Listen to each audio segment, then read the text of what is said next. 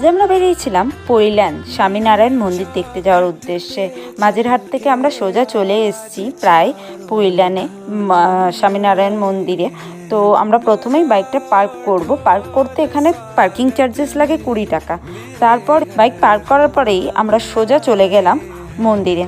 তো দেখতেই পাচ্ছ কতটা ভিড় আছে এখানে, প্রতিদিনই অনেক মানুষ আসে। আর সত্যি বলতে জায়গাটা খুবই সুন্দর। এই মন্দিরের ভেতরে ফটোগ্রাফি বা ভিডিওগ্রাফি অ্যালাউ করে না, তো আমি তাই ভেতরের কোনো ফটো বা ভিডিও দিতে পারলাম না। বাট তোমরা অবশ্যই একবার এসে দেখো যে কতটা সুন্দর লাগে এই পরিবেশটা।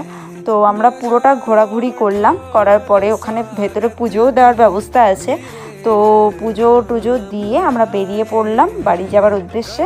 তোমরা একবার আসবে, এসে জানিও যে তোমাদের কেমন লাগলো। টাটা, বাই বাই, দেখা হচ্ছে নেক্সট ভিডিওতে।